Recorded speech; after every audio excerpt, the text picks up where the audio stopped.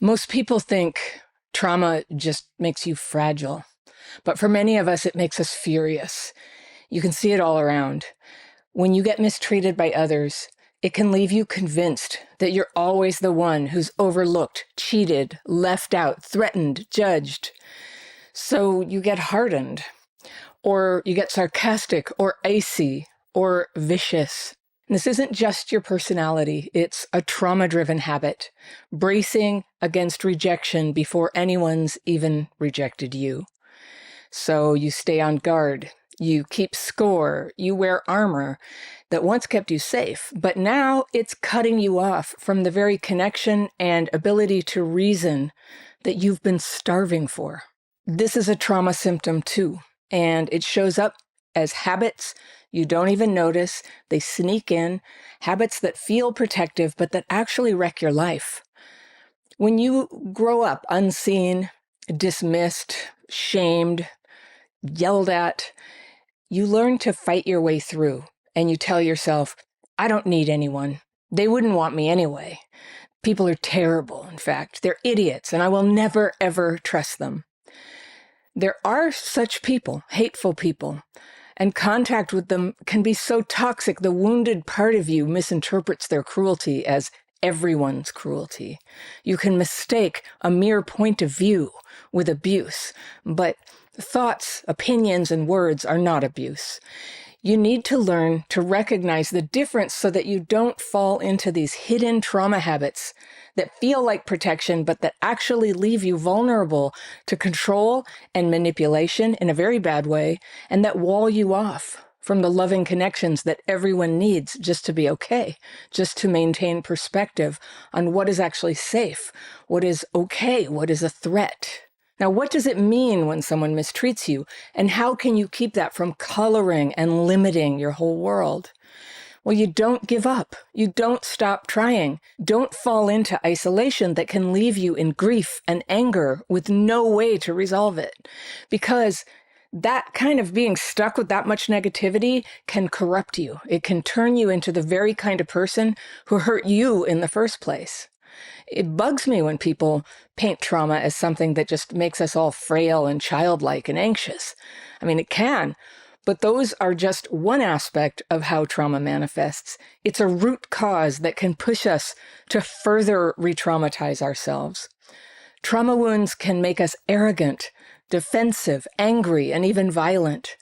That need to belong and fit in is so strong. And when we feel like people have taken that away from us, and that is sometimes exactly what some people have done, we can lose sight of the fact that this is not everyone, and we are the ones who can redirect our lives away from harm and toward a constructive and connected and happy life. Now, of course, it doesn't happen overnight, but one strong action in the right direction can radically change your life for the better right now. And here's the trap. The more you defend yourself, especially if you go into attack mode on yourself or others, the more you recreate the very thing you hate. You keep people at arm's length, even the ones you think you approve of or you believe they approve of you, but then you blame them for not coming closer. You fall into self-defeating behaviors. We all have those. It's part of human nature, but it's very easy when you're in a trauma-activated state to fall into yours. If you want to see my list of the most common self-defeating behaviors that I see in traumatized people, I have a PDF. It's free. I list them. You might get some insight from it. You can get your own copy by clicking the link. I'll put it in the top line of the description section below this video. You don't heal by being right. You heal by doing something different. So what can you do? These aren't tips for someday. These are lenses that you can put on right now as a way of viewing things that are confusing or sort of in progress. You don't really know where things are going. But when your self-defeating behavior, your trauma-driven habit is showing up, here's what you can do. One is when you're assuming that people are looking down on you, and it makes you combative. You walk into every situation like it's already a fight, and your posture will say, I know you think I'm less, so I'm ready to fight. I'm ready to prove myself or take you down. And instead of assuming contempt for other people, what you can do instead is assume neutrality. Most people aren't thinking about you at all. Let them show you who they are before you waste any energy defending yourself. 2, you say you're not bitter. You're just realistic. You're covering anger with sarcasm or shrugging, like whatever, or icy silence. And it feels intelligent or tough. And on social media, you may get likes from other icy, sarcastic, hostile people. And for a minute, it will make you feel included and validated and powerful. But in real life, people with a heart, they can feel contempt. That's what's driving that contempt. Contempt is never a good thing. It's okay to hurt. It's okay to be angry. It's okay to express yourself, and it's okay to care. To care is to feel hurt by that. Let it be obvious that you care, because that's what's sort of missing sometimes when people have fallen into contempt and they're lashing out. It looks like they don't care. That vibration of caring, it's definitely suppressed when that emotional dysregulation is going on. And there's no strength in pretending that you're above everyone. No one is. Nothing is to be gained by tearing other people down. Bitter detachment is still attachment, only it's hidden and it's twisted. All right, the third thing is you rehearse imaginary arguments. Who doesn't do that, right? But instead of reaching out to people, you're just working up this whole case against them in your mind. It's poisonous for your own mind. You script a whole conversation in your head, the accusations, the comebacks, the verdict, the righteous feeling that you'll get that feels like it's going to just be so freeing or finally give you peace. By the end, though, you've already decided that the other person is hopeless, no damn good. You need to recognize that these rehearsals are a fantasy. They're not connection. They're a very negative fantasy. They're your trauma-driven thinking shaping your reality, which they can do. You can't resolve anything with a character in your mind. If you really are prepared to tear somebody apart publicly, at least take the time to listen to what that person has said so you can critique it, rather than just jumping on some sort of chain of memes and hate and, claims about somebody. It's so unfair. As a person who's on YouTube, I've seen it done to me, and let me tell you, it feels like shit. It's really unfair. And the people who do it, I couldn't think less of them. It's weak. It's purely toxic behavior. And it leads to nothing good.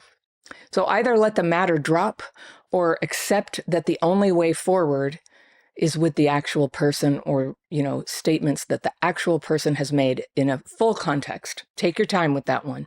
When you tear somebody down publicly, carelessly for clicks or approval, you're veering into a very negative thing that's called calumny, which is actually just like knowing something's not true. And most of us have enough education and training in critical thinking, it seems like none, to know that it's not fair to just jump on and stop trying to destroy somebody's reputation before you've heard them out. So number 4 is you build your whole identity around being the person who's hurt. Your suffering, which is real, but it becomes your whole introduction. Here's who I am. Hey, your story becomes your proof of your worth, and your pain becomes your credential.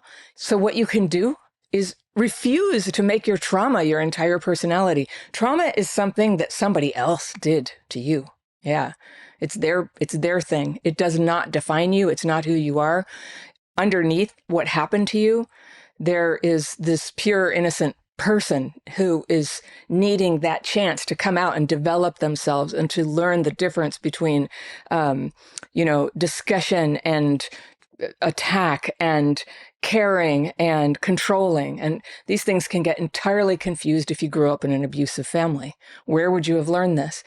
You're not necessarily going to learn this at school. So if you didn't get it at home and you don't get it in school, you're going to have to seek it out. You're going to have to be the person you're waiting for to come rescue you from this miserable circling, trap of, trying to get out of feeling so bad and then just sort of falling back into it. It's a terrible thing.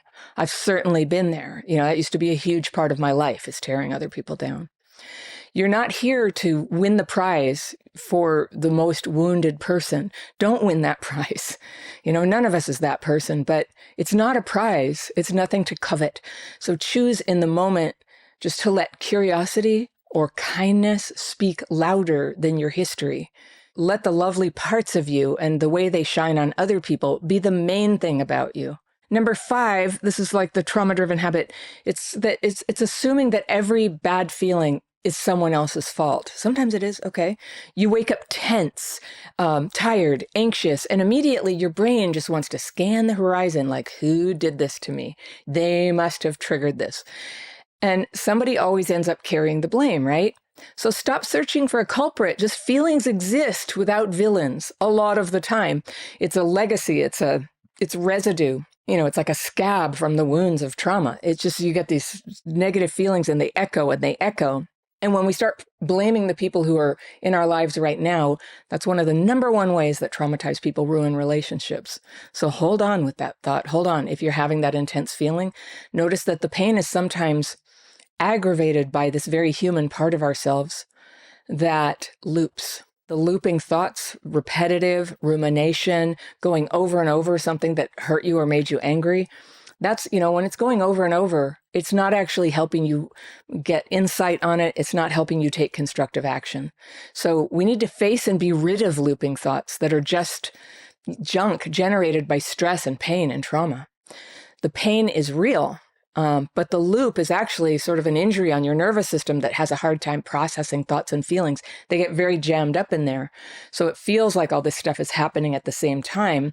And a current, something happening like right now to you will all of a sudden sort of pick up all the weight of something that happened to you in the past. And it's very hard when that's happening to tell the difference. And the best way to not do that is to keep cleansing your mind, refreshing it, releasing the stress thoughts. When I say release, it doesn't mean you're abandoning yourself. It doesn't mean you're abolishing lucid thought or, even anger. It's that you're releasing it right now so that you have room to think and reason. And soon enough, the thoughts and feelings that are needed will sort of fall into place. And when you're angry, it's usually a call to action for yourself. You need to defend yourself or speak up or get out of there. There's an action there to be taken. When it's just like looping and pressing you down, you can't do any of those things. So it's right to have feelings. That's okay. You're endowed, though, with the inner power to choose what you will do with that. You can stand up and express yourself. You can pause and reflect, or you can release the chaos in your mind and give your nervous system and your cognition and your emotions, your impulses, to lash out or act, give them a chance to rest and recalibrate and respond in a sane and lucid way with wisdom. You can ask for help in that state. You can seek advice and hear it. You can take time to research or just shake it off. A lot of the time, I'd say 80% of the stuff that gets stuck in my mind, it just needs to be released. It never really comes back. It's just junk. I've already, whatever there is to be done about it, I've done it or I don't care anymore. And then there's about 20% left that I do need to focus on and care about. But when your actions are driven by the noisy, spiky, vicious, reckless response to pain and hurt, you will tend to make the inner chaos worse, and nothing good comes of that. This is where self-defeating behaviors find that, fertile medium they need to grow toxic and harmful for you. And all the good things that you want in life will be blocked. You can do something to release that inner chaos right now in any situation. And I learned this when I was 30 years old, long time ago, and it saved my life. Without a doubt, I was in a very, very bad place. I was in therapy 3 times a week, and it was making me feel worse, not better. I was seeing a doctor. It was making me feel worse, not better. I felt hopeless about myself. I felt abandoned by everyone. And then this woman, an acquaintance, I barely knew her. She didn't even know me well enough to abandon me, but she just happened to, I told her how bad I felt. I was giving her a ride, and she offered to show me a technique that she had used to come out of some very bad times herself. And she was continuing to use every day. She still does, actually. She's still my friend after all these years. And she showed me this technique to get all of that out of my head. And it was so simple, you'd never expect it to work. A lot of what I had been doing to try to feel better was actually like sort of focusing on what was in my head, talking about it, analyzing it. She showed me how to get it out. And I call this my daily practice. I can teach you how to do it in less than an hour. And if you want to learn it, you can just go down to the description section below this video. I'll put that link to the daily practice in the second line. It's like right below this video. There's a little thing. It's the description section. There's even more links in there if you click the more button. So maybe you can see right now under the video, do you see that? Where there's a link in the top one, you're going to see my self-defeating behaviors list, right? In the second one, you're going to see this daily practice. It's a free course, and if you sign up for it, I'll send you invitations to free Zoom calls with me. I do them regularly, where we all do the technique together, and then I answer questions. It's my favorite part of my life, is working with other people and helping them learn this life-saving technique that's so simple and free to use. My whole goal in life is to give anyone who needs help a chance to try this. If it's not for you, no problem, right? No harm done. It tends to be compatible, though, with whatever your existing approach to healing is, and with, whatever your belief system may be. It's very neutral. It's just, it's just a tool. It's more, though, than just stress relief. It's a way to relax those looping, horrible thoughts and feelings that take up all the space and all the oxygen in your mind. It's like a tapeworm, just taking all your vitamins. You can't think, your feelings are still confused, and you're stuck in the trauma without this. So when you can release all that, it's like you're opening a window in a stuffy room. Fresh air comes in. Something new can rise up in your mind and inspire you. You get an idea. Something real can come into your heart, and your connections to others can reawaken. You begin to feel something, and then it gets stronger.